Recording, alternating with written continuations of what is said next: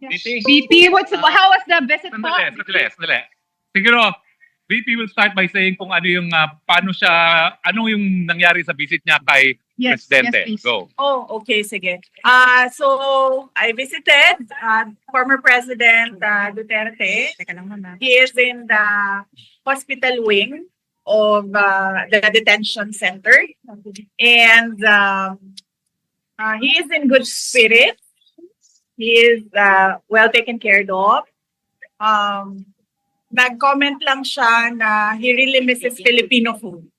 Yan lang.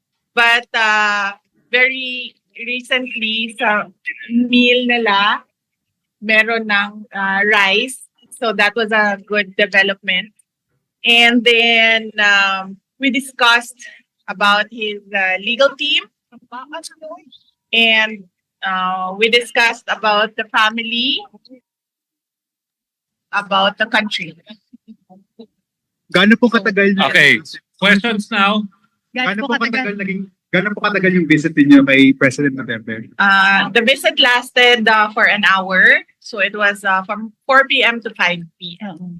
VP, what was his reaction or ano po yung kinuwento niya tungkol dun sa nangyaring initial appearance kanina? Well, hindi namin na-discuss. Hindi namin na-discuss yung initial appearance niya kanina. Sorry, sorry. We did not discuss his initial appearance, and we only discussed the lawyers and the legal team and what we are going to do in the next 4 days. Okay. Yes. VP, were you surprised that the former president appeared via live stream? Were you expecting him to see him there at the chamber? I had no expectations. I did not know. I did not know he was appearing before a live stream. But I think it was the decision of the doctor.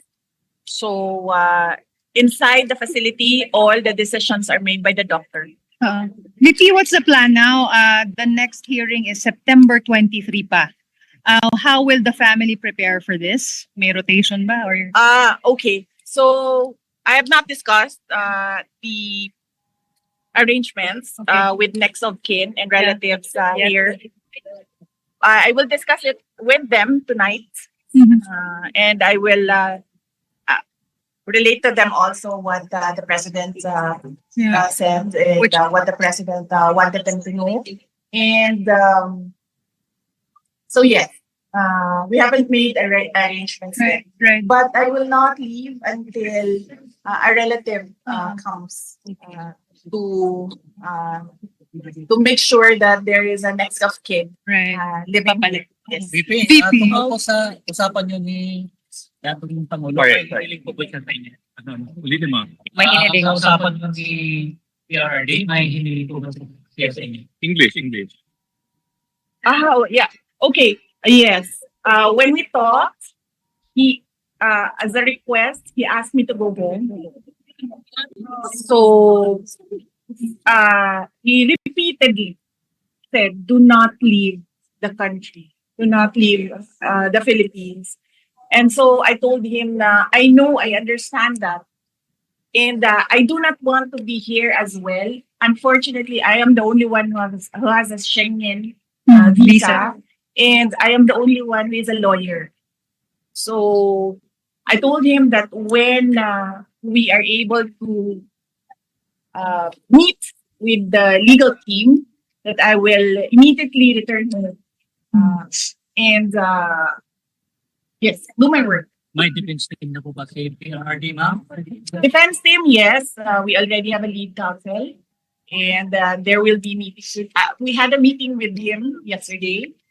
And then we will have a meeting in person when he arrives this week. Sino po siya, ma'am? And how many are they again? Pinangalanan na ba siya? Is it Nicholas Kaufman? Ito nga lang siya, Kaufman. Okay. Yes, the president already appointed pa, no? Yes. Yes, the president already appointed Nicholas Kaufman as his lawyer. Ma'am, let me just go back to what he said to you, telling you not to leave the Philippines. Yes. What was the specific concern about it? And if you can also address yung, kasi according to Malacanang, they gave you a travel authority until April 30 in several countries. Yes. Ano po kaya yun, ma'am? Ano yung reason for the travel? My travel. Yeah. The moment that I felt that it was an extraordinary rendition, the moment that I felt that it was a kidnapping because they were holding him in 250, which is the air base of the Presidential Airlift Wing. Okay. I felt that he will not be able to leave that place, but he will be taken to wherever. At the time, we did not know. So we were preparing for a list of countries where he may be taken. So, and at the time, I did not know how I will be able to enter that country. So we had to apply for travel authority for Parang four, no? Four. countries because I did not know how I Okay. would be able to travel. Okay. Okay. So, hindi ka necessarily pupuntahan VP or kumbaga i-complete yung travel up to April 30.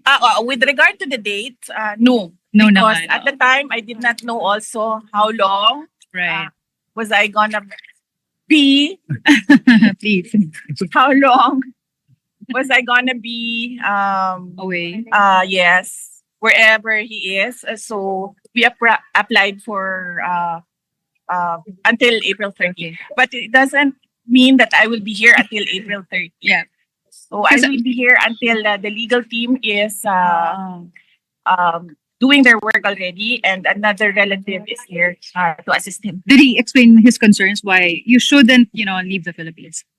He said that yes, I should immediately go back, just leave him here. But I said no, I cannot do that because no one will decide for him For him. outside. So very limited people have access to him right now. So I told him that I just have to form that legal team. Then I can work remotely in the Philippines, talking to the legal team, and then yes. So May fears we ba just siya? need next of kin to come here, and everyone's applying for visa right now. Pero wala po siyang fears that it will be taken advantage of your absence? Well, he did not express fears about taking advantage. Some people or whoever taking advantage of my absence, but he repeatedly said that you must not leave the Philippines. You must go back to your country. You're not supposed to be here. Okay. And then I insisted that yes, I know what I have to do, and that I just need to set up something here in The Hague, and then I will immediately go back to the Philippines. VP, Any comment?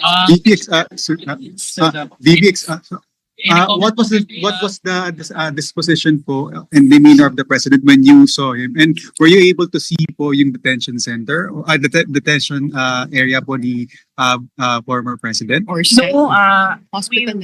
I was not allowed inside his detention area. We met in the visiting area, visitors area. And the demeanor was he looked well rested. I asked him that. I said, "You look well rested," and then he said that, "Well, I don't do anything here except sleep and watch TV because he has access to a TV." And then I asked him about the food because I know his preferences for food. And then he said, "Yes, well, that's my only complaint is that I really, really miss Filipino food." May specific ba? Kuan man gud na sa Bisaya baka na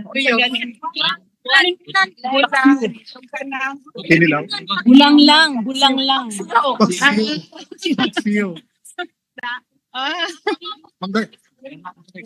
Oo. Na, inununan. Yeah. Dili na yung napaksiyo. Inununan. BP, Oo. BP, Inununan. i-comment po doon sa plano ng mga otoridad na i-raid po yung tahanan ng mga Duterte sa Davao City. Ito ba ay makonsider sa part sa para pabagsakin ng mga Duterte family? Yes, I heard about that. The search warrant applied for all the houses, all our houses, all the members of the family. And I mentioned to my siblings that you don't have control over this anymore. So I just told them that just secure your valuables and then just allow them to do the search. And then we expect that there will be planted evidence inside the houses. So I told them that you'll just have it because former Congressman Arnie Teves, it's exactly the same template. So I told them that it's pointless. It's pointless to fight. So just allow it to happen. It doesn't. But then I told them that no one should be hurt. No one should resist. Just allow them to do whatever that is illegal. Ma'am, ini-comment po doon sa sinabi ni PCO Yusek Castro na walang kidnapping na nangyari sa lahat po ay may papeles tungkol po sa pag-aresto. Well, it was really kidnapping. You see the comments all around the world from experts. Mhm. Yes. Actually, But, if you- Yes. But if you talk to lawyers, they call it extraordinary rendition. But for a family member like me, that's kidnapping. That's forcibly taking my father to another country and illegally arresting him. So that's clearly kidnapping. Ma'am, mag-apply po ba si PRD ng interim release? Interim. That is something that I cannot comment on because it's a legal strategy. So I would leave that to the lawyers if the lawyers would like to talk to the media. But I will not comment on legal strategy. I'll also add that because I told him a lot of people are crying. They are depressed, hurt, stressed about what happened and what is happening right now and what is happening in the country. And then he said, sabihin mo sa kanila, relax lang, may hangganan ang lahat. So I'm remembering this from kasi I cannot take notes, I cannot take a ball pen and pen din. So, sabihin mo sa kanila, relax lang, may hangganan ng lahat. There will be a day of reckoning for all. Okay. Mahal na mahal po ang Duterte family ng mga OFW at mga Pilipino po sa bansang Pilipinas. Ngayon, grabe po yung emosyon ng mga Pilipino dahil mahal po nila si PRRD at kayo po. Yeah. So may mensahe po ba kayo para sa lahat ng mga Pilipino? Yes. Unang-una, nagpapasalamat ako sa lahat ng ating mga kababayan. Mag-English ba ako, sir? Yes, Tagalog na. Okay. For Philippines. For the Philippines. Wag Bisaya, Tagalog please. Tagalog. We're feeling to from the audience. Okay. Sige. So, gadget lang ha. Gadget lang. I'll start with first off, I'd like to thank all our countrymen for your prayers and your profound support to the former presidents. We can feel your love. We can feel your anger. We can empathize with everyone. Everyone's rage about what happened. And let us not be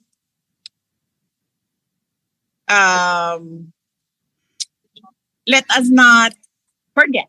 Let us not forget the real issues in our country, and that is yes, that is the poverty, that is corruption, that is the failure of the government to answer the demands from the people about accountability and transparency, and the failure of the government to address peace and security in our country. Maybe you still have your flowers. Why is it? Because I wanted to give it Yun na nga. time, airtime. I wanted to give the flowers airtime because I don't know who gave this, but the people who gave this made efforts to go to a flower shop and buy flowers. Okay. So I wanted to give it airtime. Just to say thank you to those who took time to Okay. buy flowers. They know I love flowers, so Thank you po. That's hospitality. Okay, address na tayo. Okay. Now, hospitality. she will now address the Filipino community. Harap ko na dito, BPO.